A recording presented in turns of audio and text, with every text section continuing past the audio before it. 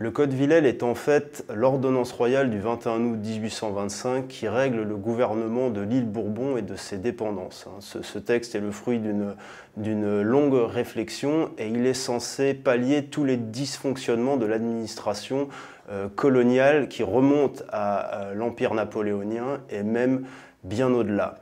Il y a une véritable volonté de refondre toute cette administration et toute cette organisation.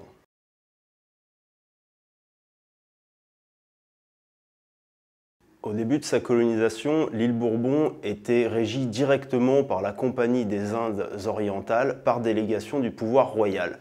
Par la suite, après la faillite de la Compagnie des Indes, après la guerre de 7 ans, cette administration a été rétrocédée au pouvoir royal qui la gérait directement.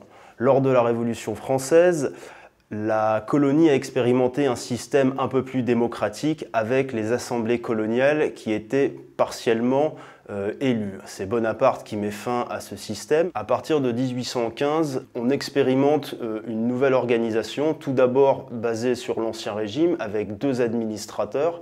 Le problème est que très souvent, l'un avait tendance à prendre le pas sur l'autre, notamment en 1817, lorsqu'en pleine affaire Furcy, l'administrateur Philippe Desbassins prit le pas sur son homologue. À partir de 1818, on expérimente l'inverse en donnant tous les pouvoirs à un seul gouverneur, mais cette fois-ci, celui-ci est confronté à une levée de bouclier des colons, de sorte qu'il était impératif à ce moment-là de revoir un système beaucoup plus équilibré et fonctionnel.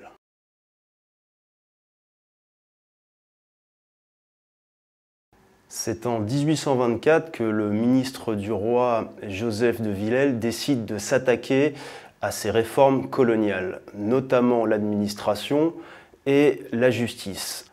Il va pour ce faire créer 2 commissions, et ces 2 commissions seront plus ou moins gérées par son beau-frère Philippe Desbassins. Il sera rapporteur de la commission pour la refonte de l'administration coloniale et il sera président de la commission qui va repenser la justice coloniale. Rappelons également que Joseph de Villèle est marié à la sœur de Philippe Desbassins, qui est une riche héritière créole.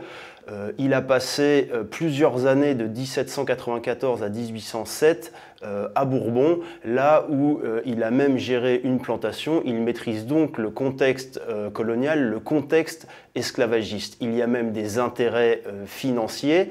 Toute sa belle famille y a des intérêts financiers et même son frère qui est venu épouser lui aussi une fille des Desbassins. L'empreinte donc de ce de Villèle et de ce Desbassins est donc véritablement évidente.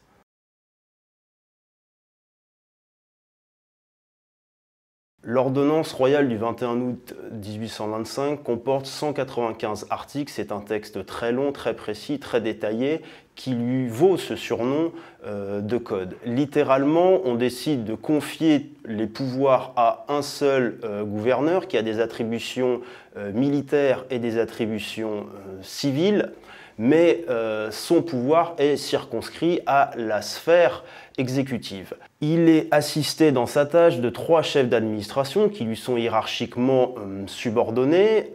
Vous avez un directeur de l'intérieur qui s'occupe de cette administration intérieure de la colonie. Il y a ensuite un commissaire ordonnateur qui est chargé de toutes les questions liées au trésor.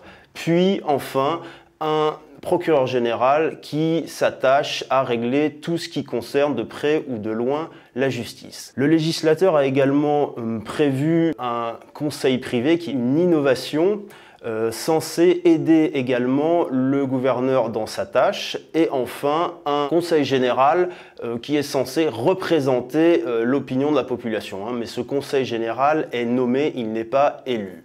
Enfin, un contrôleur colonial est chargé de tout surveiller, il n'a aucun pouvoir sur place, mais le gouverneur ne peut rien contre lui, il rapporte tout au ministre. En apparence, le gouverneur a tous les pouvoirs et est très puissant. Il jouit d'une position prestigieuse qui est extrêmement bien rétribuée. En réalité, les choses sont un peu différentes. Il n'a que peu de moyens de pression sur ses subordonnés puisqu'il ne nomme personne et peut démettre personne. Seul le ministère a ce pouvoir. il est obligé de se conformer aux avis du conseil privé si celui-ci a la majorité. Finalement, il n'a de moyens de pression que sur la population. Cet équilibre, ce savant dosage des pouvoirs est en fait le résultat de ce que voulait atteindre de Villèle. D'un côté, il faut veiller à ce que le gouverneur lui reste dévoué et ne puisse pas être tenté de s'allier à l'aristocratie coloniale sur un plan financier ou sur un plan familial. Et d'un autre côté, il faut également veiller à ce que cette aristocratie et même cette population en entier soit tenue en respect. C'est d'ailleurs pour ça qu'il était important pour lui que le conseil général ne soit pas élu.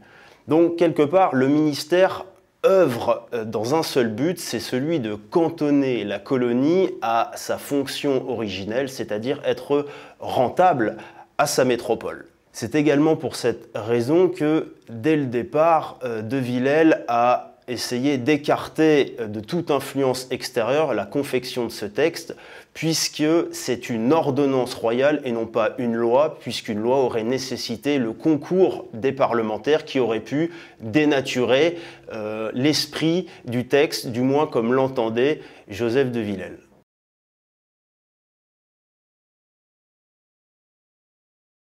Initialement, c'est un seul et même texte qui devait réformer toute l'administration des colonies. Néanmoins, étant donné les connaissances qu'on avait sur Bourbon, évidemment grâce à Desbassins et de Villèle, on a conclu que Bourbon serait le terrain d'expérimentation idoine pour cela. Néanmoins, assez rapidement, les autres colonies vont être dotées de ce système. En 1827, la Martinique et la Guadeloupe. En 1828, la Guyane. Et il faut attendre 1840 pour que les établissements de l'Inde et ceux du Sénégal reçoivent également cette réforme. 1844 sera la date à laquelle Saint-Pierre-et-Miquelon, enfin, se verra doté de ce texte. L'ordonnance met en place un système de qualité sur le plan technique où les rouages s'emboîtent de façon assez harmonieuse. Néanmoins, pour avoir une telle longévité, plus d'un siècle, il fallait que ce texte puisse s'adapter et puisse être modifiable, ce qui a été fait au gré des circonstances. Tout d'abord, dès 1833, le Conseil général est supprimé au profit d'un conseil colonial qui est élu au suffrage censitaire masculin. En 1848, à l'occasion de l'abolition de l'esclavage, le texte, encore une fois, reçoit de nombreuses modifications puisque plusieurs dispositions de l'ordonnance originelle étaient consacrées à l'institution servile.